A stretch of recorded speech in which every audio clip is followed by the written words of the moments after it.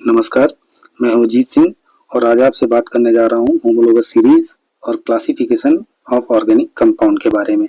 तो वैसे तो स्टूडेंट्स हम लोग पहले ही पढ़ चुके हैं होमोलोगस सीरीज के बारे में, बट थोड़ा सा रिवीजन करेंगे, फिर उसके बाद क्लासिफिकेशन ऑफ ऑर्गेनिक कंपाउंड में चलेंगे। तो देखिए यहाँ पे होमोलोगस सीरीज की डेफिनेशन दे रखी हुई है। होमोलोगस सीरीज क्या क्या डेफिनेशन कहती है? कहती है the series of compound in which various member have similar functional group and two consecutive member are differ in their molecular formula by CH2 group। इसका मतलब ये है कि किसी भी कंपाउंड की, मान लो कोई ऐसी सीरीज है जिसमें ढेर सारे कंपाउंड हैं और उन ढेर सारे कंपाउंड में फंक्शनल ग्रुप क्या है? सेम है। और फंक्शनल ग्रुप सेम होने के साथ साथ दो कॉन्जिक्यूटिव मेंबर के बीच में CH2 का डिफरेंस है, तो फिर हम उन दोनों मेंबर को होमोलॉग बोलते हैं। ठीक है, ये डेफिनेशन का मतलब है। एग्जाम्पल के तौर पे देखते हैं, जैसे मान लो ये लिखा हुआ है एल्केन। ठीक है, तो एल्केन ये जो लिखा हुआ है बेटा, तो एल्केन में देखना जरा, एल्केन में खास बात देखो, अगर नाम की बात कहूं तो नाम तो आप इसका जानते होगे, फिलहाल हमें नाम से भी कोई लेना देना नहीं, हम सीखेंगे आगे यूपीएससी में नेम। ठीक है, मीथेन इसको बोलेंगे इथेन, इथेन इसको बोलेंगे प्रोपेन, 4 कार्बन है यहाँ पे, ब्यूटेन, यहाँ पे पेंटेन, 5 कार्बन के लिए पेंटेन, यहाँ पे 8 कर लो। ठीक है, तो CH4 C2H6 C3H8 C4H10 C5H12, मान लो कि ये एक सीरीज दे दी गई ढेर सारे कंपाउंड की, 5 कंपाउंड की सीरीज दे दी गई। अब आपको ये चेक करना है कि ये होमोलॉग है या नहीं है। ठीक है, तो क्या चेक करना है? Functional group should be same. पहली चीज, फंक्शनल ग्रुप क्या होनी चाहिए? सेम होनी चाहिए। तो फंक्शनल ग्रुप अब क्या होगा एल्केन में? Single bond. पूरे कंपाउंड का अगर स्ट्रक्चर बना के आप देखोगे, जैसे CH4 का अगर आप देखो तो यहाँ पे केवल और केवल क्या है? सिंगल बॉन्ड है, इसके अलावा कुछ भी नहीं है। C2H6 का देखोगे तो यहाँ केवल और केवल क्या है? सिंगल बॉन्ड है, इसके अलावा कुछ भी नहीं है। तो एल्केन में आप जानते हो कि कार्बन और कार्बन के बीच में क्या होता है? सिंगल बॉन्ड होता है। मीथेन में हालांकि कार्बन और हाइड्रोजन के बीच में सिंगल बॉन्ड होता है, लेकिन डेफिनेशन यही कहती है कि कार्बन कार्बन के बीच में जहां सिंगल बॉन्ड होता है उसको हम क्या बोलते हैं? एल्केन बोलते हैं या सैचुरेटेड हाइड्रोकार्बन बोलते हैं। ठीक है, तो फिलहाल एल्केन के फंक्शनल ग्रुप की अगर हम बात करें, 10th स्तर पे आप जानते भी हो, इतनी बात तो समझते होगे कि एल्केन में सिंगल बॉन्ड होता है। ठीक है, कार्बन कार्बन के बीच में, तो यही फंक्शनल ग्रुप का काम करेगा, यही इसका क्या है? फंक्शनल ग्रुप है। ठीक, तो अब यहाँ पे अगर आप चेक कर लोगे सबका स्ट्रक्चर बना बना के, हालांकि बनाने की जरूरत नहीं क्योंकि बहुत बेसिक है, तो यहाँ पे सबके स्ट्रक्चर में आपको सिंगल बॉन्ड दिखाई पड़ेगा, और सबके स्ट्रक्चर में सिंगल बॉन्ड दिखाई पड़ेगा तो आप ये कह सकते हो कि फंक्शनल ग्रुप सबका क्या है? सेम है। फिर आपने कॉन्जिक्यूटिव मेंबर की, जो कॉन्जिक्यूटिव मेंबर लिए, मान लो मेथेन ले लिया और इथेन ले लिया, अब इनमें डिफरेंस चेक किया, कितने का निकला? CH2 का। कैसे निकाला? टोटल कार्बन कितने हैं? 2, टोटल हाइड्रोजन कितने हैं? 6। यहाँ टोटल कार्बन कितना? 1, टोटल हाइड्रोजन कितना है? 4। घटा के देख लो डिफरेंस कितने का आएगा? CH2 का। इसी तरीके से यहाँ पे किया, इसी तरीके से यहाँ पे किया, यहाँ पे किया, यहाँ पे किया, हर जगह डिफरेंस कितने का आ रहा? CH2 का। तो फंक्शनल ग्रुप भी सेम है, और फंक्शनल ग्रुप सेम होने के साथ साथ दो कॉन्जिक्यूटिव मेंबर के बीच में आप देख रहे हो CH2 का डिफरेंस दिखाई पड़ रहा है। इसका मतलब ये हमारी क्या है? एक होमोलोगस सीरीज है। किस चीज की? एल्केन की। दूसरा एग्जांपल देखते हैं, ये सीरीज दे रखी 1 डिग्री अल्कोहल की, तो 1 डिग्री अल्कोहल ढेर सारे आपको दे दिए गए हैं। मैंने आपको डिग्री ऑफ अल्कोहल पहचानना बता रखा है पहले की वीडियो में, आप पहले की वीडियो में जाके देख भी सकते हैं। ठीक है, तो ये आपका क्या है? 1 डिग्री अल्कोहल है, 1 डिग्री अल्कोहल है। सिंपल सी पहचान होती है, अगर OH 1 डिग्री कार्बन से अटैच है तो वो 1 डिग्री अल्कोहल है। ये भी आपका 1 डिग्री अल्कोहल है, ये भी आपका 1 डिग्री अल्कोहल है, ये भी आपका 1 डिग्री अल्कोहल है, 1 डिग्री है, ये भी आपका 1 डिग्री अल्कोहल है। तो सबसे पहले तो फंक्शनल ग्रुप देखा, फंक्शनल ग्रुप OH सेम है, डिग्री भी देखनी पड़ेगी।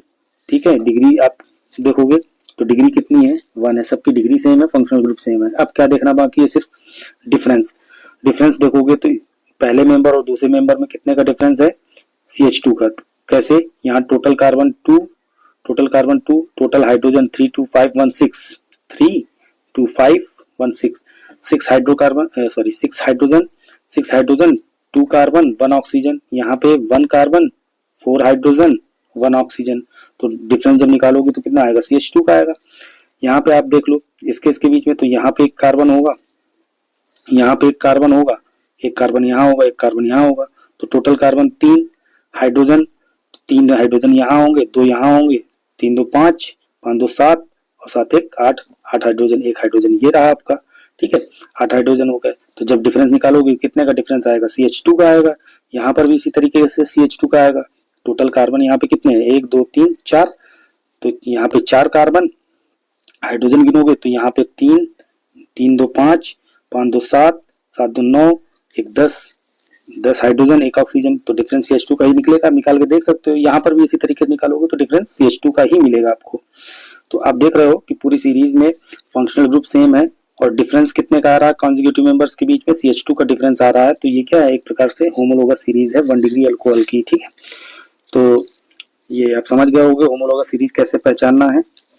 अच्छा, थोड़ा सा एडिशनल इन्फॉर्मेशन आप चाहो तो याद कर सकते हो कि C1 से C4 तक के जो हाइड्रोकार्बन होते हैं एल्केन में, वो गैस होते हैं, गैसियस फॉर्म में होते हैं। C5 से C17 के एल्केन जो होते हैं वो लिक्विड फॉर्म में एग्जिस्ट करते हैं और C18 से एवब वाले सॉलिड फॉर्म में एग्जिस्ट करते हैं।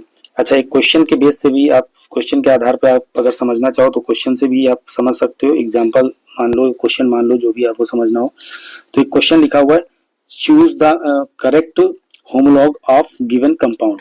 ठीक है, ये एक आपका क्वेश्चन है। अब इसमें क्वेश्चन है किसका होमोलॉग सिलेक्ट करना है, ये दिया हुआ है इधर देखिए जरा, ये दिया हुआ है, इस कंपाउंड का आपको होमोलॉग सेलेक्ट करना है। क्या लिखा हुआ है, कार्बन सिंगल बॉन्ड OH। ठीक है, इस कंपाउंड का होमोलॉग चेक करना है। तो अब आप होमोलॉग चेक कैसे करोगे, सबसे पहले तो आपको देखना पड़ेगा कि जो फंक्शनल ग्रुप यहाँ है वही फंक्शनल ग्रुप होमोलॉग में होना चाहिए। तो देख, फंक्शनल ग्रुप चेक करो तो इसमें भी OH है, इसमें भी OH है। ठीक है, अब हमने क्या कहा, दूसरी चीज क्या चेक करोगे, डिग्री। तो जब डिग्री चेक करोगे तो यहाँ पे बेटा डिग्री कितनी है, यहाँ पे अगर आप जो क्वेश्चन में दिया गया था उसकी डिग्री कितनी है, 1 डिग्री है, 1 डिग्री कार्बन से अटैच है। और यहाँ पे चेक करोगे तो यहाँ पे इसकी डिग्री क्या है, 1 डिग्री है, और इसकी डिग्री क्या है, इसकी डिग्री 2 डिग्री है। क्यों, क्योंकि यहाँ पे देखो एक कार्बन ये अटैच है, एक कार्बन ये अटैच है इस कार्बन से, तो इसकी 2 डिग्री हो गई। और 2 डिग्री होने की वजह से ये अल्कोहल क्या हो जाएगा, 2 डिग्री अल्कोहल हो जाएगा। तो डिग्री चेंज हो गई, और डिग्री चेंज हो गई, और जब डिग्री चेंज हो गई तो फंक्शनल ग्रुप पे उसका इफेक्ट पड़ेगा। ठीक, तो जिस तरीके का फंक्शनल ग्रुप ये है उस तरीके का फंक्शनल ग्रुप तो ये है नहीं अब। ठीक है, तो यहाँ पे फंक्शनल ग्रुप में एक तरीके से क्या आपको दिखाई पड़ रहा है, जब आप ऑप्शन ए में देखोगे तो 1 डिग्री मिल रहा है, मैच कर रहा है क्वेश्चन से, और ऑप्शन बी में आप देख रहे हो तो ये 2 डिग्री है, तो बाहर भी हो गया, क्योंकि डिग्री डिफरेंट हो गई तो इसका मतलब होमोलॉग तो हो ही नहीं सकता है। और तीसरा ऑप्शन है नन, तो अब इसको चेक करते हैं, नन वाला होगा कि ऑप्शन फर्स्ट होगा, बी वाले को तो आपने एलिमिनेट कर दिया। अब देखो यहाँ टोटल कार्बन कितने हैं, यहाँ पे टोटल कार्बन 2 है, टोटल हाइड्रोजन काउंट करोगे तो टोटल हाइड्रोजन बेटा कितने निकलेंगे, यहाँ 3 होंगे, यहाँ पे कितने होंगे, 2 होंगे, 3 2 5, 1 6, और कार्बन कितने 2, ऑक्सीजन कितना 1, यहाँ पे काउंट करोगे तो कितना है, 3 यहाँ होने चाहिए, 2 यहाँ होने चाहिए, CH3 CH2, और 2 यहाँ होने चाहिए। तो 3 2 5 2 7 और 1 8। अब 8 में से आप कितने घटा दो हाइड्रोजन, 6, कितने बचेंगे, 2 ही तो बचेंगे, और 3 कार्बन में 2 कार्बन घटा दो, कितना बचेगा, 1 कार्बन। ठीक, तो डिफरेंस टोटल कितने का निकल रहा, CH2 का। तो इसका मतलब इस क्वेश्चन के बेस पे अगर आप देखोगे तो ऑप्शन ए इसका क्या है, होमोलॉग है, क्योंकि डिफरेंस कितने का आ रहा है, CH2 का डिफरेंस आ रहा है और फंक्शनल ग्रुप सेम निकल रहा है। ठीक है, समझ गए होगे। अब कुछ नोट पॉइंट आपको यहाँ पे विशेष तौर से ध्यान रखना है, एक्सप्लेनेशन समझ लो, नोट पॉइंट समझ लो, जो भी समझना हो। यहाँ पे देखो लिखा हुआ है, because homologue of 1 degree alcohol is always will be 1 degree. ठीक, इस चीज को ध्यान रखना कि अगर 1 डिग्री अल्कोहल का होमोलॉग ढूंढ रहे हो तो 1 डिग्री ही होना चाहिए दूसरा कंपाउंड। अगर 2 डिग्री अल्कोहल का होमोलॉग ढूंढ रहे हो तो उसका जो दूसरा होमोलॉग होगा वो 2 डिग्री ही होना चाहिए। 3 डिग्री का ढूंढ रहे हो तो 3 डिग्री होना चाहिए। फिर आगे कह रहा है, ये बहुत इंपॉर्टेंट पॉइंट है, it's not necessary that difference in molecular formula, that difference, ये नीचे लिखा हुआ है, that difference in molecular formula between 2 homologue is CH2। It not necessary, मतलब ऐसा जरूरी नहीं है कि 2 होमोलॉग के मॉलिक्यूलर फार्मूले में CH2 का ही डिफरेंस आपको दिखाई पड़े। ठीक है, 2 कॉन्जिगेटिव मेंबर अगर होंगे तो डिफरेंस दिखाई पड़ेगा, लेकिन अगर वो कॉन्जिगेटिव मेंबर नहीं हुए, मान लो रैंडमली आपको दो होमोलॉग दे दिए गए, तो CH2 का डिफरेंस दिखाई पड़े ऐसा जरूरी नहीं है, ठीक है। No, it may be multiple of CH2 का whole N, CH2 whole N. मतलब यहाँ इस लाइन को समझने की कोशिश करो, यहाँ ये लाइन कह रही, it not necessary that difference in मॉलिक, ये लिखा हुआ difference in molecular formula between two homolog is CH2। तो अपने दिमाग में आप ये बिल्कुल मत बैठा लीजिएगा कि दो होमोलॉग के बीच में हमेशा डिफरेंस CH2 ही होगा। हाँ, CH2 तब होगा जब दो होमोलॉग के बीच का डिफरेंस CH2 तब होगा जब वो दोनों के दोनों कॉन्जिगेटिव मेंबर होंगे तब, ठीक है। अगर दोनों के दोनों कंपाउंड कॉन्जिगेटिव मेंबर नहीं है तो वो उनके बीच में CH2 का डिफरेंस आपको नहीं मिलेगा, ठीक है। CH2 का डिफरेंस नहीं मिलेगा, बट CH2 का मल्टीपल आपको मिल सकता है। CH2 का 1 टाइम्स, 2 टाइम्स, 3 टाइम्स इस तरीके का डिफरेंस आपको मिल सकता है। दूसरी चीज आपको बहुत ध्यान रखनी है, and on the basis of molecular mass difference between two molecule of homolog is 14 और multiple of 14n, ठीक है। ठीक इसी तरीके से ये CH दूसरा नोट पॉइंट बनाया गया है, या दूसरा आप कह सकते हो रूल बनाया गया है। ये ऐसा नहीं कि कहीं अलग से लाया गया, पहले वाले रूल को ही बस टर्म्स चेंज किए गए हैं, वर्ड चेंज किए गए हैं, मतलब एक ही है। देखो इसको समझो, ये लाइन कहती है कि अगर मॉलिक्यूलर मास के बीच अगर देखा जाए तो दो कॉन्जिगेटिव मेंबर मान लो A और B हैं, ठीक है। एक मेंबर A है, एक मेंबर B है, तो इनके मास में जो डिफरेंस होगा वो कितने का होगा, 14 का होगा, ठीक है। 14 का होगा। अब तुम कहोगे सर 14 का क्यों होगा, क्यों? क्योंकि अभी हमने क्या बताया था, मॉलिक्यूलर फार्मूले के बेस पे क्या बताया था कि डिफरेंस CH2 का होता है। अब CH2 का देखो, कार्बन का मास कितना होता है, एटॉमिक मास 12, हाइड्रोजन का 1 होता है, 2 हाइड्रोजन है तो 2, कितना हुआ 14। तो आप चाहे ये कह लो कि दो कॉन्जिक्यूटिव मेंबर के बीच का डिफरेंस CH2 होगा, और चाहे ये कह लो दो कॉन्जिक्यूटिव मेंबर के बीच का डिफरेंस क्या होगा, 14 होगा। बस टर्म्स बदलना है। टर्म्स पहले वाले में किस बेस पे बोलना है, मॉलिक्यूलर फार्मूला के बेस पे बोलना है। दूसरी बार जो लाइन बोली गई है वो मॉलिक्यूलर मास के बेस पे बोली गई है। और मॉलिक्यूलर मास के बेस पे कहाँ से बोलना है, यही मेन जड़ तो यही है ना, इसी के बेस पे बोल दिया। CH2 का मास कितना होता है, 14 होता है। तो चाहे आप CH2 का डिफरेंस बोलो, चाहे 14 का डिफरेंस बोलो, बातें की है। ठीक इसी तरीके से यहाँ पे भी वही चीज अप्लाई होगी कि अगर ये दोनों मेंबर A और B कॉन्जिगेटिव मेंबर नहीं है, मान लो कॉन्जिगेटिव मेंबर नहीं है, ऐसे रैंडम मेंबर है, तो यहाँ पे 14 का डिफरेंस आपको नहीं मिलेगा। यहाँ पे 14 का मल्टीपल मिलेगा, 14 का होल एन, ठीक है, होल एन मिलेगा। यानी 14 का 1 टाइम्स हो सकता है, 14 का 2 टाइम्स हो सकता है, जैसे 28 है, इस तरीके से 3 टाइम्स हो सकता है, 4 टाइम्स हो सकता है, ठीक।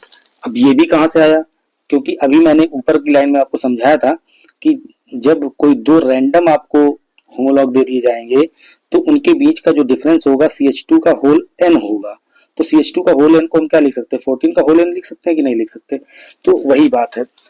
फिर से मैं इस चीज को कंक्लूड करके आपको समझाता हूँ, इस नोट पॉइंट को, बड़ा इंपॉर्टेंट नोट पॉइंट है, इसको याद रखिएगा, ठीक है। इसका कहने का मतलब ये है कि अगर आपको दो होमोलॉग कॉन्जिग्यूटिव दे दिए जाए, कॉन्जिग्यूटिव मेंबर, तो उनके बीच का डिफरेंस CH2 मॉलिक्यूलर फार्मूले के बेस पे, या फिर डिफरेंस 14 होगा मॉलिक्यूलर मास के बेस पे, ठीक।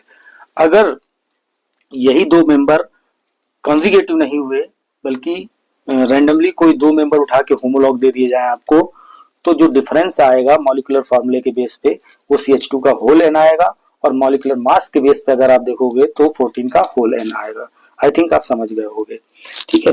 अब आते हैं बेटा प्रॉपर्टीज पे, properties of homologous series. Properties of homologous series में देखो क्या लिखा हुआ है, पहले two consecutive member are differ in their molecular mass by 14। अभी जो मैंने आपको बताया वही चीज है कि जो दो कॉन्जिक्यूटिव मेंबर होते हैं, अगर मास के बेस पे देखोगे तो कितने का डिफरेंस मिलेगा, 14 का। बट मेंबर कैसे होने चाहिए, कॉन्जिक्यूटिव होने चाहिए, ऐसे रैंडमली नहीं उठा के दे देगा, ठीक है, ठीक। सेकंड पॉइंट कहता है various compound of homologous series can be represented by one general formula. Various compound of homologous series can be represented by one general formula. Her homologous series को रिप्रेजेंट करने का अपना क्या होता है, जनरल फार्मूला होता है। जैसे आप एल्केन, क्या है अभी एग्जांपल में मैंने दिखाया था आपको, एल्केन एक होमोलॉगस सीरीज है, तो एल्केन का फॉर्मूला आप लोग बचपन से पढ़ रहे हो 9th-10th से, CnH2n+2। एल्कीन, एल्कीन भी एक होमोलोगस सीरीज है, फॉर्मूला आप क्या पढ़ते हो CnH2n, ठीक है, ना दिख रहा हो तो आप ऐसे लिख सकते हो CnH2n। एल्काइन, एल्काइन का फॉर्मूला क्या होता है CnH2n, CnH2n-2, ठीक। अगर अल्कोहल मान लो 1 डिग्री अल्कोहल आप ले रहे हो तो उसका फॉर्मूला क्या बन जाएगा CnH2n+1+OH, ठीक, ये बन जाएगा 1 डिग्री अल्कोहल या 2 डिग्री अल्कोहल का सबका जनरल फार्मूला एक ही रहेगा, ठीक है। तो यहाँ पे देखो अल्कोहल को रिप्रेजेंट करने की का जो फार्मूला है वो ये है, एल्केन को रिप्रेजेंट करने का ये है, एल्कीन को रिप्रेजेंट करने का ये है, एल्काइन को रिप्रेजेंट करने का ये फार्मूला है।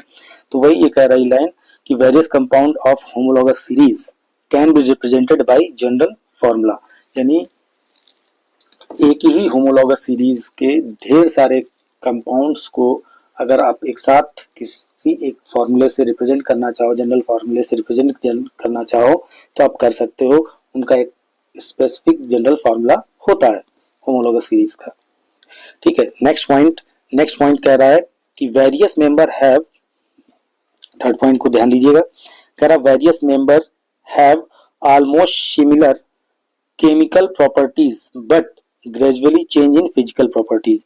जो होमोलॉगस सीरीज के मेंबर होते हैं, जैसे एल्केन में आपने देखा मीथेन, इथेन, प्रोपेन, ब्यूटेन, तो कह रहा कि केमिकल प्रॉपर्टीज तो ऑलमोस्ट क्या होती हैं, लगभग सिमिलर होती हैं, लेकिन फिजिकल प्रॉपर्टीज में डिफरेंस होता है। यहाँ पे देखो मैंने आपको बताया भी था, इस जगह देखो, यहाँ पे देखो फिजिकल प्रॉपर्टीज C1 से C4 तक के मेंबर कैसे थे, गैस, और फिर C5 से C7 है सभी एल्केन, है होमोलॉग के ही मेंबर, होमोलॉगस सीरीज के मेंबर। तो C1 से C4 तक के गैस हैं, C5 से C17 तक लिक्विड है, C18 से अबव वाले सॉलिड हैं।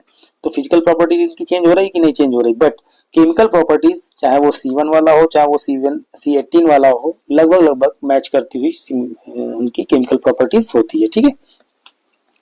अब आगे चलते हैं, समझते हैं केमिकल प्रॉपर्टीज का मतलब क्या होता है। केमिकल प्रॉपर्टीज सुनते आ रहे होंगे आप 9th से, ठीक है। Those properties which can not observe physically called as chemical properties, ऐसी प्रॉपर्टीज जिनको हम फिजिकली ऑब्जर्व नहीं कर सकते हैं, टच करके फील नहीं कर सकते हैं, उनको हम केमिकल प्रॉपर्टीज बोलते हैं। फिजिकल प्रॉपर्टीज किसको बोलते हैं, those properties which can be observe physically called as physical properties, जिसको हम फिजिकली ऑब्जर्व कर सके उसको हम फिजिकल प्रॉपर्टीज बोलते हैं, ठीक है, आया समझ में। फिर इसके बाद अगला आपका आता है एग्जाम्पल, अगर आप देखना चाहो तो बॉइलिंग पॉइंट है, मेल्टिंग पॉइंट है, डेंसिटी है, वाटर सॉल्युबिलिटी है, इसको आप ऑब्जर्व कर सकते हो, अपने नेकेड आई से देख सकते हो, ठीक, कैसे कैसे प्रोसेस हो रहा है, तो ये क्या है, आप फिजिकली इसको ऑब्जर्व कर सकते हो। तो ये सारी की सारी क्या है, फिजिकल प्रॉपर्टीज हो गई। अच्छा, एक टर्म मैंने यहाँ पे यूज किया है कि फिजिकली केमिकल प्रॉपर्टीज सिमिलर होती हैं but physical properties gradually change. Gradually word का मतलब क्या होता है, इसको भी समझ लो, यहाँ पे काम आएगा आगे। Meaning of gradually change, it means changes occur in the particular interval time, यानी ग्रेजुअली चेंज का मतलब क्या होता है कि जो चेंज हो रहा है वो क्या हो रहा है, पर्टिकुलर टाइम पे रेगुलर हो रहा है। It means change occur in particular time, एक फिक्स टाइम के बाद चेंज होता है, जो भी चेंज होगा उसको बोलते हैं ग्रेजुअली चेंज। अब यहाँ दूसरी बात आती है कि अगर आपसे पूछ लिया जाए कि कितनी होमोलॉगस सीरीज होंगी अपने सिलेबस में, ठीक है, तो जितने हमारे पास फंक्शनल ग्रुप हैं उतने टाइप के क्या होंगे, होमोलॉगस सीरीज होंगी। तो आप इसको याद रखिएगा, type of homologous series equal to type of functional group. हर फंक्शनल ग्रुप की अपनी क्या होगी, एक सीरीज होगी। एक और क्वेश्चन से हम समझते हैं, जैसे मान लो आपको ये क्वेश्चन दे दिया गया, higher homolog of given compound, और कंपाउंड है आपको फिनॉल दिया गया। अब ऑप्शन आपके पास ए बी सी करके ऑप्शन दिया गया, एक नन वाला ऑप्शन भी है, देखो नन वाला भी है, ठीक है। तो आप अप्रोच कैसे करोगे, जैसा कि तरीका मैंने आपको बताया, सबसे पहले आपको देखना है फंक्शनल ग्रुप। आंसर में देखो फंक्शनल ग्रुप जो क्वेश्चन में दिया गया है वो मैच करना चाहिए। तो यहाँ पे फिनोलिक है, ये एल्कोहलिक नहीं है, मैं पहले फंक्शनल ग्रुप वाले लेक्चर में आपको समझा चुका हूँ। तो ये फिनोलिक OH है, तो आप ऑप्शन ए में चेक करो, क्या फिनोलिक OH है, नहीं है, डायरेक्टली OH अटैच नहीं है, तो फिनोलिक OH नहीं है, तो ये होमोलॉग तो हो ही नहीं सकता, हटा दो इसको। यहाँ पर भी आप देखो फिनोलिक OH नहीं है तो इसको भी हटा दो, और यहाँ पे फिनोलिक OH है तो ये हो गया, चलो हो गया। नन वाला तो वैसे ही बाद में देखेंगे। अब देखो एक चीज तो कंफर्म हो गई कि यहाँ फंक्शनल ग्रुप सी वाले में मैच कर रहा है। अब देखो कि डिफरेंस कितने का है।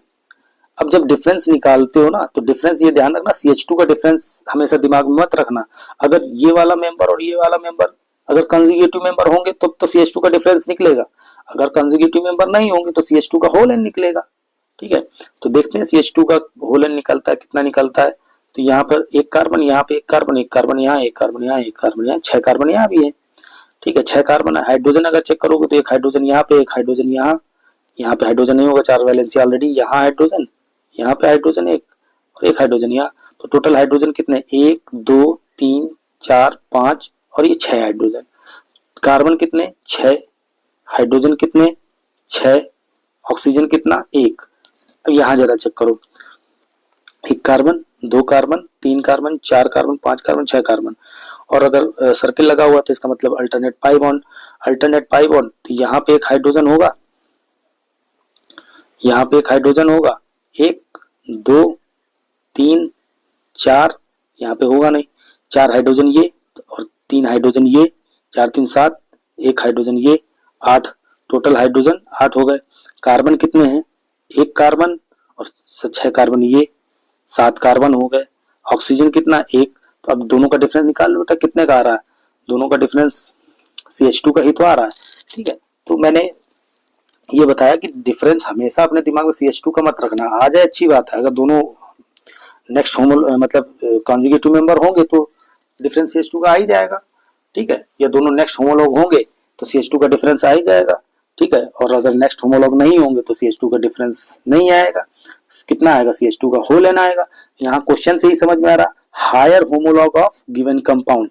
अब यहाँ नेक्स्ट होमोलॉग की बात तो बोली नहीं उसने, हायर होमोलॉग बोला है, तो हायर होमोलॉग तो कुछ भी हो सकता है। इसी वजह से मैंने कहा था आपसे कि पहले आप क्या चेक करो, पहले फंक्शनल ग्रुप चेक करो। तो 2 एलिमिनेट ये कर दिया आपने। फंक्शनल ग्रुप चेक करने के बाद आप क्या चेक करो, डिफरेंस चेक करो कि डिफरेंस CH2 का आ रहा है या CH2 का होल एन आ रहा है। अगर डिफरेंस CH2 का होल एन आ गया तो 100% वो हायर होमोलॉग है। ठीक है, तो ये वाला भी ऑप्शन हट गया, नन वाला भी आपका आंसर मिल गया। ठीक है, तो इसको हटा देता हूँ, समझ गए हो question.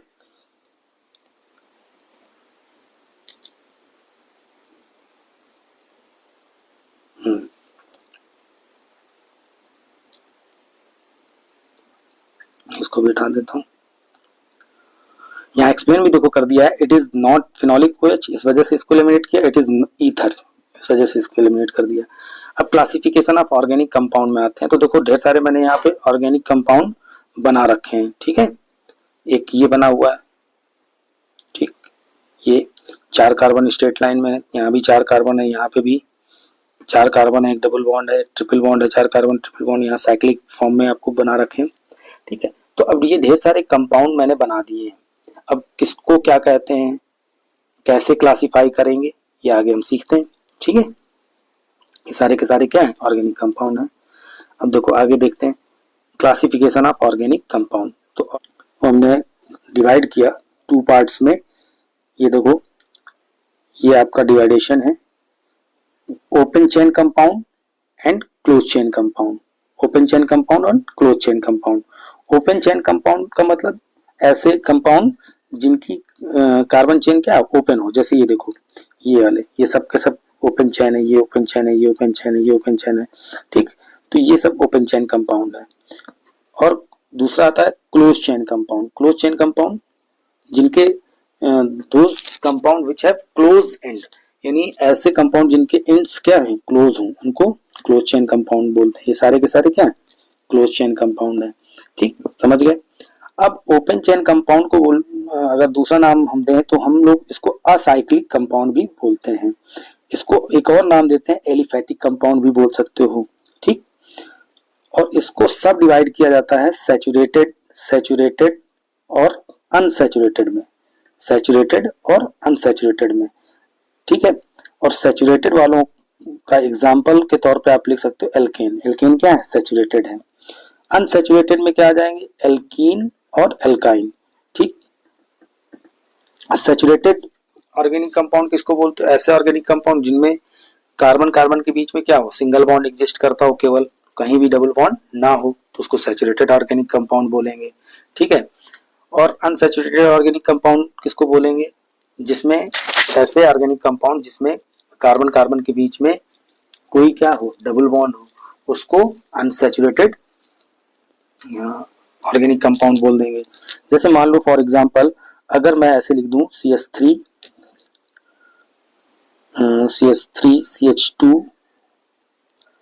C double bond OH, ठीक है, और इसको पूछ लूं CH3 CH2OH। अभी ऑर्गेनिक कंपाउंड की बात कर रहा हूं मैं, हाइड्रोकार्बन की बात नहीं कर रहा हूं। इस वजह से ऑर्गेनिक कंपाउंड की क्लासिफिकेशन और हाइड्रोकार्बन की क्लासिफिकेशन में कंफ्यूज मत होइएगा। मैं ऑर्गेनिक कंपाउंड वर्ड यूज कर रहा हूं, इस बात को बहुत कायदे से ध्यान से सुनिएगा। ठीक है, मैं हाइड्रोकार्बन पे आऊंगा इसके बाद। ठीक, तो दोनों को रिलेट अभी मत करिए, नहीं कंफ्यूज होंगे आप। तो मैं ऑर्गेनिक कंपाउंड वर्ड का यूज कर रहा हूँ। तो यहाँ पे सैचुरेटेड ऑर्गेनिक कंपाउंड है या अनसैचुरेटेड, और यहाँ पर और कुछ लिख देता हूँ। मान लो मैंने CH3 CH2 Cl लिख दिया। ठीक है, अब ये 3-4 कंपाउंड मैंने लिख दिए, ये लिख दिया, ये लिख दिया। अब इनमें से आपसे पूछ रहा हूँ, बताओ कौन सैचुरेटेड कौन अनसैचुरेटेड। तो आपको कार्बन कार्बन के बीच का बॉन्ड देखना है और कुछ नहीं देखना। कार्बन कार्बन के बीच का क्या बॉन्ड है, सिंगल बॉन्ड है, तो ये भी क्या है, ये सैचुरेटेड है। यहाँ पर आप देखो, यहाँ पे कार्बन कार्बन के बीच का बॉन्ड क्या है, सिंगल है, तो ये भी क्या है, सैचुरेटेड है, सैचुरेटेड है। ये कार्बन और कार्बन के बीच में बॉन्ड क्या है, सिंगल बॉन्ड है, तो ये भी क्या है, सैचुरेटेड है। यहाँ पे अब तुम कहोगे कि डबल बॉन्ड है, हाँ डबल बॉन्ड तो है, डबल बॉन्ड तो है, लेकिन वो कार्बन कार्बन के बीच नहीं, कार्बन ऑक्सीजन के बीच में। तो अनसैचुरेशन जब आपको देखना हो तो कार्बन कार्बन के बीच देखा जाता है, ना कि कार्बन और अदर एटम के बीच में। ठीक है, तो ये भी आपका सैचुरेटेड है, मैं यही आपको बताने की कोशिश कर रहा था। तो सैचुरेटेड का मतलब ऐसे कंपाउंड जिनमें कार्बन और कार्बन के बीच में क्या हो, कार्बन और कार्बन के बीच में सिंगल बॉन्ड हो, वो सैचुरेटेड ऑर्गेनिक कंपाउंड। और जिनमें कार्बन और कार्बन के बीच में कहीं डबल बॉन्ड आ जाए, जैसे मान लो मैंने ये लिख दिया CH2 double bond CH2 single bond C double bond OH, और एक और लिख दिया CH3 CH2 C double bond OH। अब पूछ ले, अब पूछ ले तो क्या कहोगे, अब पूछे तो ये कैसा है। यहाँ पे देखो कार्बन कार्बन के बीच में क्या डबल बॉन्ड है, ये कार्बन कार्बन के बीच में डबल बॉन्ड है ना। जब कार्बन कार्बन के बीच में डबल बॉन्ड है तो ये क्या हो गया, अनसैचुरेटेड हो गया, अनसैचुरेटेड हुआ ना, अनसैचुरेटेड। और यहाँ पे देखो कार्बन कार्बन के बीच में कहीं डबल बॉन्ड नहीं है, ठीक है, तो ये क्या है, सैचुरेटेड हो गया, सैचुरेटेड ऑर्गेनिक कंपाउंड हो गया। यहाँ हालांकि C डबल बॉन्ड O है, तो कोई बात नहीं, ये कार्बन कार्बन के बीच थोड़ी ना है, ये कार्बन ऑक्सीजन के बीच में। हमें मतलब है सिर्फ और सिर्फ कार्बन कार्बन के बीच में डबल बॉन्ड या ट्रिपल बॉन्ड अगर है तो वो अनसैचुरेटेड होगा। अगर कार्बन कार्बन के बीच में डबल बॉन्ड ट्रिपल बॉन्ड नहीं है, केवल सिंगल बॉन्ड है, तो वो सैचुरेटेड होगा, बात खत्म। ठीक है, अब जैसे मैंने ये समझाया तो बहुत से लोग कंफ्यूज होंगे, सर यहाँ एल्केन का एग्जांपल आपने लिया, यहाँ एल्कीन का, एल्काइन का, और आप बता रहे हो कोई दूसरा एग्जांपल। हाँ, तो वही चीज मैं क्लियर कर रहा हूँ कि ये जो एग्जांपल लिए गए हैं ये हाइड्रोकार्बन के बेस पे लिए गए हैं। थोड़ी देर धैर्य रखो, आपको पूरी चीज समझ में आ जाएगी। हाँ, तो मैं क्या कह रहा था कि open chain compound, open chain compound को आप असाइक्लिक कंपाउंड कह सकते हो, असाइक्लिक कंपाउंड को एलिफैटिक कंपाउंड भी बोल सकते हो, और एलिफैटिक कंपाउंड को आप सैचुरेटेड कंपाउंड और अनसैचुरेटेड ऑर्गेनिक कंपाउंड में डिवाइड कर सकते हो। सैचुरेटेड कंपाउंड किसको बोलोगे, जिनमें फंक्शन कार्बन कार्बन के बीच में सिंगल बॉन्ड हो। अनसैचुरेटेड किसको बोलोगे, जिसमें कार्बन कार्बन डबल बॉन्ड हो या फिर कार्बन कार्बन ट्रिपल बॉन्ड हो, जिन कंपाउंड में उनको आप अनसैचुरेटेड कंपाउंड बोलोगे, अनसैचुरेटेड ऑर्गेनिक कंपाउंड बोलोगे। अब आ जाते हैं क्लोज चेन कंपाउंड में। तो क्लोज चेन कंपाउंड को जब आप डिवाइड करोगे क्लोज चेन ऑर्गेनिक कंपाउंड में, तो क्लोज चेन ऑर्गेनिक कंपाउंड में फिर से दो पार्ट हो जाएंगे, एक हेट्रोसाइक्लिक कंपाउंड हो जाएगा, हेट्रोसाइक्लिक, और एक होमोसाइक्लिक कंपाउंड हो जाएगा। इसी होमोसाइक्लिक कंपाउंड को हम लोग कार्बोसाइक्लिक कंपाउंड भी बोलते हैं। तो पहले तो हमें हेट्रोसाइक्लिक का मतलब समझ में आना चाहिए और होमोसाइक्लिक का मतलब समझ में आना चाहिए। हेट्रोसाइक्लिक का मतलब देखो समझाता हूँ, यहाँ बता देता हूँ। हेट्रोसाइक्लिक जैसे मान लो मैंने ये लिखा CH single bond CH CH CH CH CH CH double bond लगा दिया, या एक और लिख दूं ऐसे CH2 CH2 CH2 CH2 ऐसे लिख दिया, या फिर मैं ऐसे लिख दूं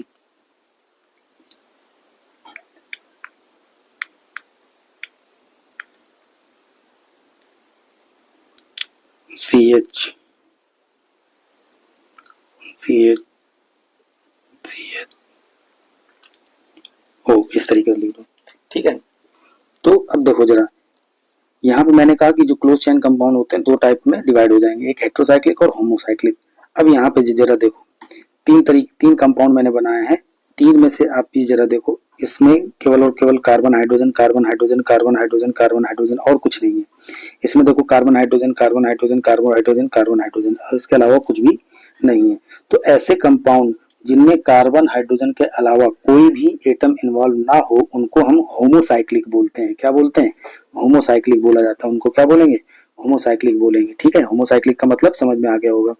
अब हेट्रोसाइक्लिक का मतलब समझ लो कि ऐसे कंपाउंड जिनमें कार्बन हाइड्रोजन के अलावा भी कोई एटम इन्वॉल्व है, जैसे यहाँ ऑक्सीजन है, हो सकता है सल्फर हो सकता है, नाइट्रोजन हो सकता है, इस तरीके का कोई एटम अगर इन्वॉल्व हो गया तो फिर उसको हम लोग क्या बोलेंगे? हेट्रोसाइक्लिक कंपाउंड बोलेंगे। तो मेरे ख्याल से होमोसाइक्लिक और हेट्रोसाइक्लिक का मतलब आपको समझ में आ गया होगा। अब मुझे इसको हटा देना चाहिए यहाँ से, तो मैं इसको हटा देता हूँ। ठीक है, अब हेट्रोसाइक्लिक एक अलग सा टॉपिक है, अलग बड़ा सा टॉपिक है, उसको हम अलग से समझेंगे, यहाँ ज्यादा डिटेल में नहीं जाएंगे। पहले हम होमोसाइक्लिक को समझ लेते हैं थोड़ा। तो होमोसाइक्लिक का मतलब समझे आप कि ऐसे ऑर्गेनिक कंपाउंड ऐसे साइक्लिक ऑर्गेनिक कंपाउंड जिनकी रिंग में सिर्फ और सिर्फ कार्बन हाइड्रोजन हो, उसके अलावा कुछ भी ना हो, ठीक है, कोई भी दूसरा एटम ना हो, तो उसको होमोसाइक्लिक ऑर्गेनिक कंपाउंड बोलेंगे। उसको कार्बोसाइक्लिक भी बोल सकते हैं। अब ये दो तरीके के हो सकते हैं। दो तरीके कैसे? जैसे मान लो मैंने लिखा एक कंपाउंड, तो ये लिखा CH2 single bond CH2 single bond CH2 single bond CH2 single bond CH2, इस तरीके से। और एक कंपाउंड मैंने ऐसे लिख दिया, ऐसे हर जगह CH रहेगा। अगर आप लिखना चाहो तो हर जगह CH आ जाएगा, CH। तो अब यहाँ पे देखो, एक तो ये है जिसमें जो कि क्लोज चेन तो है लेकिन वो एरोमेटिक नहीं होगा। तो अब आपके दिमाग में आ रहा होगा एरोमेटिक क्या चीज है, इसको भी आप यहीं पे होल्ड रखो। एरोमेटिक भी अलग से ही हम लोग समझेंगे, यहाँ पे डिस्कस करने से और ज्यादा लंबा हो जाएगा ये टॉपिक। ठीक है, तो ये जान लो थोड़ी देर के लिए। अगर आपको ज्यादा समझ नहीं है एरोमेटिक के बारे में तो आप ये थोड़ा सा समझ लो कि जो हकल रूल्स को, बस इतना याद रखो कि जो हकल रूल्स को फॉलो करते हैं वो एरोमेटिक होते हैं, जो नहीं करते वो एरोमेटिक नहीं होते हैं। ठीक है, आई बात समझ में? तो ऐसे कंपाउंड जो साइक्लिक तो हैं बट एरोमेटिक नहीं है। साइक्लिक तो हैं, होमोसाइक्लिक भी हैं, लेकिन होमोसाइक्लिक क्यों बोल रहे हैं? क्योंकि सारे एटम देख रहे हो आप, तो सिर्फ और सिर्फ क्या है? कार्बन हाइड्रोजन है, इसके अलावा कुछ भी नहीं है, तो होमोसाइक्लिक है। और होमोसाइक्लिक के साथ ही साथ ये एरोमेटिक नहीं है, नॉन एरोमेटिक कंपाउंड है। ठीक है, तो ऐसे कंपाउंड्स को हम लोग एलिसाइक्लिक कंपाउंड बोलते हैं।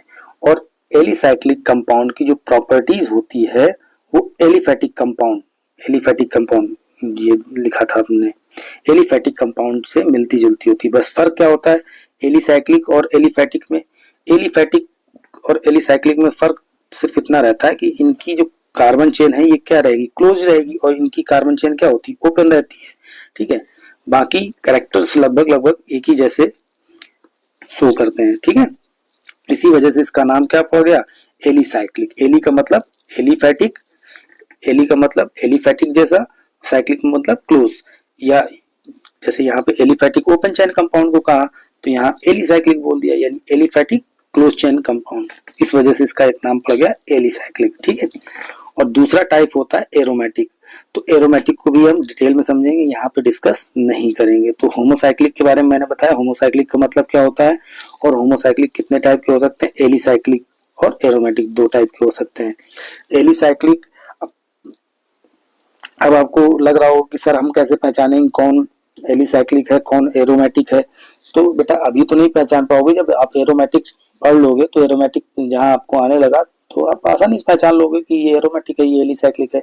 अच्छा, सपोज आप एलिसाइक्लिक जान गए, अब एलिसाइक्लिक कंपाउंड को फिर से हम डिवाइड कर सकते हैं, ठीक है। तो वो लिखा हुआ है यहाँ पे, cyclic compound which exhibit properties like open chain compound called as क्या, एलिसाइक्लिक कंपाउंड। इसमें साइक्लो एल्केन भी आ जाते हैं और साइक्लो एल्कीन एल्काइन भी आ जाएंगी, ठीक है। तो उनको इसी तरीके से डिवाइड कर सकते हैं, कैसे, जैसे एलिफैटिक को डिवाइड कर दिया था सैचुरेटेड एंड सैचुरेटेड में, वैसे आप यहाँ पे एलिसाइक्लिक कंपाउंड को आप डिवाइड कर दो, saturated alicyclic compound and unsaturated alicyclic compound, ठीक है। तो इसमें कौन से आ जाएंगे, साइक्लो एल्केन एज एग्जांपल ले लिया गया है। हालांकि यहाँ पे ऑर्गेनिक कंपाउंड की अगर हम बात करें तो यहाँ पे आपका साइक्लो एल्केन क्यों लिया गया, क्योंकि एक वर्ड यहाँ पे यूज कर दिया गया है होमोसाइक्लिक, इस वजह से हम दूसरे हेट्रोएटम वाले कंपाउंड यहाँ पे नहीं ले सकते, ठीक है। तो यहाँ पे आपका एग्जांपल क्या हो जाएगा, साइक्लो एल्केन जैसे मान लो मैंने लिया CH2 single bond CH2 single bond CH2 single bond CH2, ठीक है। तो ये एल्केन ही है, सिंगल सिंगल बॉन्ड है कार्बन कार्बन के बीच में, ठीक है। तो एल्केन जैसा है बट ये क्लोज स्ट्रक्चर है तो इसको साइक्लो एल्केन बोलेंगे, साइक्लो एल्केन। और ये होमोसाइक्लिक है, देखो होमोसाइक्लिक है कि नहीं है, होमोसाइक्लिक है, क्यों है, कार्बन हाइड्रोजन के अलावा कुछ नहीं है। फिर होमोसाइक्लिक में ये एलिसाइक्लिक है, एलिसाइक्लिक क्यों है, क्योंकि ये एरोमेटिक नहीं है, अभी के लिए यही मान लो, ठीक है। अब एरोमेटिक में सॉरी एलिसाइक्लिक में ये सैचुरेटेड है, क्यों है, क्योंकि ये इसमें सिंगल बॉन्ड है। अगर यहीं पे ये मैं कर दूं CH double bond CH single bond CH2 single bond CH2 और अब पूछूं तो ये अभी भी होमोसाइक्लिक है, होमोसाइक्लिक में एलिसाइक्लिक है, क्यों, क्योंकि ये अभी भी एरोमेटिक नहीं है, एलिसाइक्लिक है। और एलिसाइक्लिक में ये अनसैचुरेटेड है क्योंकि इसमें डबल बॉन्ड है, ठीक है। तो एग्जांपल में साइक्लो एल्कीन और साइक्लो एल्काइन आ जाएंगे। अब एक अलग सा आपको कंफ्यूजन होता है वो थोड़ा समझ लो, हाइड्रोकार्बन का क्लासिफिकेशन जब आपको करना है तो कैसे करोगे, ठीक है। ये तो मैंने ऑर्गेनिक कंपाउंड के टर्म में आपको समझा दिया। हाइड्रोकार्बन की जब आपसे बात की जाए तो जैसे ऑर्गेनिक कंपाउंड को डिवाइड करते हैं वैसे ही डिवाइड करेंगे, बस उसमें क्या आ जाएगा, हेट्रोसाइक्लिक नहीं आएगा, उसमें क्या होगा, हेट्रोसाइक्लिक नहीं आएगा। देखो कैसे डिवाइड करेंगे, सबसे पहले आप लिखोगे हाइड्रोकार्बन, हाइड्रोकार्बन, ठीक है। और हाइड्रोकार्बन को 2 पार्ट में डिवाइड कर दोगे, open chain hydrocarbon, open chain hydrocarbon और क्लोज चेन हाइड्रोकार्बन। वहां पे वर्ड क्या यूज कर रहा था मैं, open chain organic compound, close chain organic compound, तभी मैं कह रहा था मर्ज मत करना नहीं तो कंफ्यूज हो गए। तो यहाँ पे क्लोज चेन हाइड्रोकार्बन, हाइड्रोकार्बन बिल्कुल उसी से मिलता जुलता है। अब देखो यहाँ पे क्या लिखा था कि इसको एलिफैटिक आप बोल सकते हो, एलिफैटिक हाइड्रोकार्बन बोलने को बोल सकते हो, असाइक्लिक हाइड्रोकार्बन भी बोल सकते हो। वहां पे कंपाउंड बोला तो आप इसको और करके और में असाइक्लिक हाइड्रोकार्बन और करके एलिफैटिक हाइड्रोकार्बन बोल सकते हो। ये लिख लिया। अब जैसे वहां पे आपने डिवाइड किया था इसको 2 पार्ट में, सैचुरेटेड ऑर्गेनिक कंपाउंड और अनसैचुरेटेड ऑर्गेनिक कंपाउंड में, तो यहाँ पे आप लिख सकते हो सैचुरेटेड हाइड्रोकार्बन, सैचुरेटेड हाइड्रोकार्बन और unsaturated hydrocarbon, unsaturated hydrocarbon, unsaturated hydrocarbon, unsaturated hydrocarbon, ठीक है। अब यहाँ पे प्रॉपर एग्जांपल आप किसका ले सकते हो, एल्केन का। अब एल्केन का एग्जांपल क्यों ले सकते हैं यहाँ पे प्रॉपर, क्योंकि CH3 CH2 CH2 CH3 यहाँ पे यहाँ पे सिर्फ एल्केन ही क्यों कहा, क्योंकि देखो हम हाइड्रोकार्बन की बात कर रहे हैं, हम ऑर्गेनिक कंपाउंड की बात नहीं कर रहे हैं। ऑर्गेनिक कंपाउंड में सब कुछ आ जाता है, हाइड्रोकार्बन विद दियर डेरिवेटिव, मतलब जब हम ऑर्गेनिक कंपाउंड वर्ड यूज करते हैं तो उसके अंदर हाइड्रोकार्बन भी होते हैं और उससे बनने वाले डेरिवेटिव भी आ जाते हैं, ठीक है।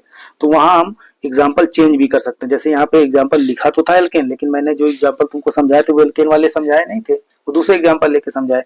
लेकिन अब यहाँ पे जब मैं एग्जाम्पल की बात करूंगा तो मुझे एल्केन ही लेना पड़ेगा। क्यों लेना पड़ेगा, क्योंकि यहाँ हाइड्रोकार्बन की बात हो रही केवल और केवल, तो ऐसा कंपाउंड हम नहीं ले सकते जिसमें कार्बन हाइड्रोजन के अलावा कोई दूसरा एलिमेंट यूज हो। तो एल्केन, एल्कीन, एल्काइन यही एक ऐसे हैं जिनमें ओपन चेन में अगर आप देखो तो एल्केन, एल्कीन, एल्काइन, अब यही एग्जांपल लेके बता सकते हो। तो सैचुरेटेड की बात चल रही थी, सैचुरेटेड में हमने एग्जांपल लिया एल्केन का।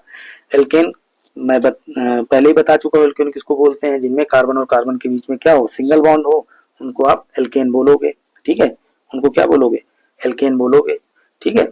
या आप कह सकते हो सैचुरेटेड हाइड्रोकार्बन, सैचुरेटेड हाइड्रोकार्बन बोलोगे और उसका एग्जाम्पल आपका एल्केन, ठीक है। और इनका जनरल फार्मूला आपको पहले से पता होना चाहिए, CnH2n+2 होता है, ठीक। अनसैचुरेटेड हाइड्रोकार्बन, अनसैचुरेटेड हाइड्रोकार्बन का मतलब क्या होता है, पहली बात तो हाइड्रोकार्बन है तो ऐसा कोई कंपाउंड नहीं लेना आपको जिसमें कार्बन हाइड्रोजन के अलावा कोई दूसरा हेट्रोएटम हो, वही कंपाउंड चूज करना है जिसमें कार्बन और हाइड्रोजन प्रेजेंट हो। तो कार्बन हाइड्रोजन होना चाहिए, ये मस्ट है। अनसैचुरेटेड होना चाहिए, मतलब डबल बॉन्ड होना चाहिए कार्बन डबल बॉन्ड कार्बन के बीच में, ठीक है। तो आप डेफिनेशन के तौर पे ये बोल सकते हो कि ऐसे हाइड्रोकार्बन जिनमें कार्बन और कार्बन के बीच डबल बॉन्ड या ट्रिपल बॉन्ड एग्जिस्ट करता है उनको हम अनसैचुरेटेड हाइड्रोकार्बन बोलते हैं, ठीक है। और इनके एग्जाम्पल में आप एल्कीन ले सकते हो और एल्काइन ले सकते हो, ठीक है। एल्काइन ले सकते हो, जैसे example CH2 double bond CH2, ये आपका एल्कीन का एग्जाम्पल हो गया, CH ट्रिपल बॉन्ड CH, ये एल्काइन का एग्जाम्पल हो गया, ठीक है। तो हाइड्रोकार्बन समझ पा रहे हो। अब बात आती है क्लोज चेन हाइड्रोकार्बन की। तो जैसे आपने डिवाइड किया था यहाँ पे close chain compound, organic compound, तो उसको क्लोज चेन हाइड्रोकार्बन कर दिया। अब मैंने बताया जब ऑर्गेनिक कंपाउंड को आप एक्सप्लेन करते हो तो वहां जब क्लासिफाई करते हो तो हेट्रोसाइक्लिक और होमोसाइक्लिक में करते हो, लेकिन यहाँ पर जब हम हाइड्रोकार्बन बताते हैं तो यहाँ पे हेट्रोसाइक्लिक वर्ड आएगा ही नहीं, क्योंकि हेट्रोसाइक्लिक अगर आ गया तो इसका मतलब वो हाइड्रोकार्बन ही नहीं होगा, क्योंकि हेट्रोसाइक्लिक का मतलब ही मैं पहले ही बता चुका हूँ। हेट्रोसाइक्लिक का मतलब क्या होता है कि इसका मतलब ये होता है कि जो रिंग है उसमें कहीं ना कहीं कार्बन हाइड्रोजन के अलावा कोई दूसरा एटम इन्वॉल्व है, ठीक। और अगर दूसरा एटम इन्वॉल्व है तो इसका मतलब वो हाइड्रोकार्बन तो होगा नहीं, ठीक है। तभी हम लोग क्या कर सकते हैं, हेट्रोसाइक्लिक को इग्नोर कर देते हैं इसमें, और क्लोज चेन हाइड्रोकार्बन को आप क्या बोल सकते हो, होमोसाइक्लिक बोल सकते हो, ठीक है। होमोसाइक्लिक, होमोसाइक्लिक इसको और करके क्लोज चेन हाइड्रोकार्बन को क्या बोलोगे, होमोसाइक्लिक हाइड्रोकार्बन बोल सकते हो, होमोसाइक्लिक हाइड्रोकार्बन, हाइड्रोकार्बन, ठीक है। इस तरीके से बोल सकते हो, ठीक। और इसको क्या बोल सकते हो, कार्बोसाइक्लिक, कार्बोसाइक्लिक भी बोल सकते हो, कार्बोसाइक्लिक हाइड्रोकार्बन, बार बार लिखने की जरूरत नहीं है। अब इन्हीं हाइड्रोकार्बन को, क्लोज चेन हाइड्रोकार्बन को, ये समझ गए हो तो मैं इसको हटा देता हूँ। आप नोट करना हो तो वीडियो पॉज करके आप नोट कर सकते हो, अदरवाइज मैं हटा देता हूँ क्योंकि स्पेस नहीं है मेरे पास।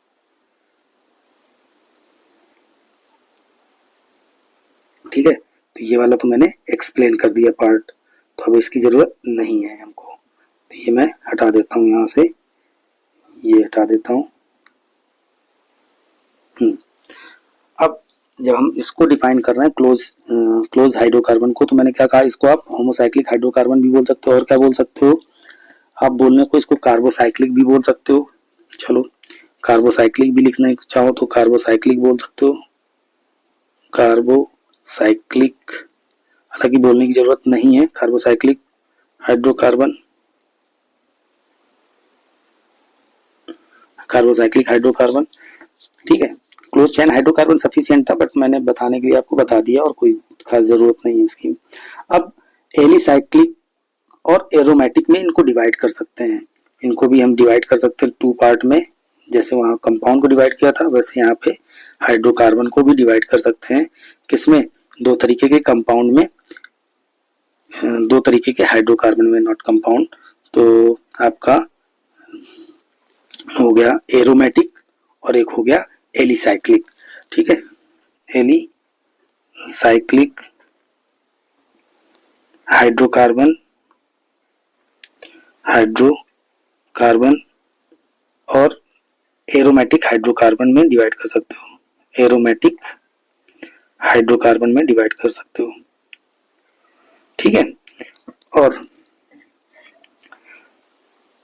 इसको और क्लासिफाई करना चाहो तो इसके बाद जैसे एलिसाइक्लिक को हमने सैचुरेटेड और अनसैचुरेटेड में डिवाइड किया था, वैसे ही आप यहाँ कर सकते हो। एलिसाइक्लिक में ऐसे हाइड्रोकार्बन जो सैचुरेटेड हो,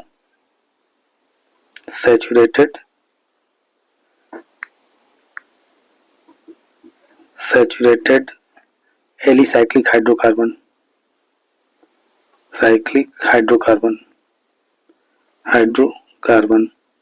ठीक है, और दूसरा है अनसैचुरेटेड एलिसाइक्लिक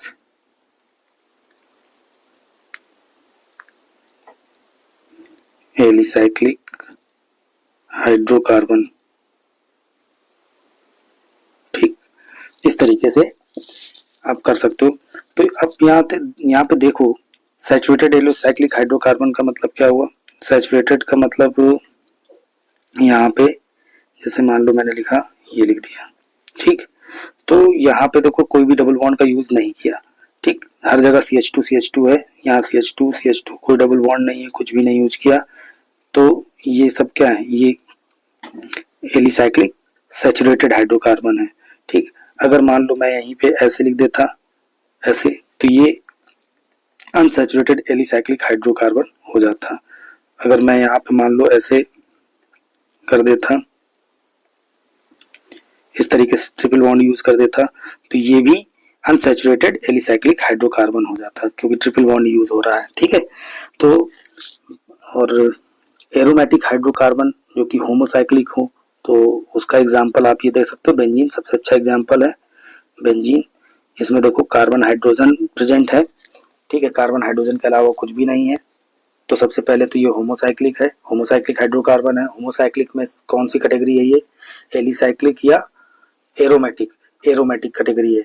और एलिसाइक्लिक कौन होगा, आप थोड़ी देर के लिए अभी मान के चलो, जो कि हैकेल रूल का फॉलो ना करे, जो हैकेल रूल को फॉलो ना करे वो क्या है, एलिसाइक्लिक है। तो जैसे ये बना दिया मैंने साइक्लोहेक्सेन, ये एलिसाइक्लिक है, एलिसाइक्लिक हाइड्रोकार्बन है। ये क्या है, एरोमेटिक हाइड्रोकार्बन है। ये हैकेल रूल को फॉलो करेगा, ये हैकेल रूल को फॉलो नहीं करेगा। ठीक है, अभी आप इतना ही समझ लो, बाकी हम एरोमेटिक को आगे डिफाइन करेंगे बहुत डिटेल में।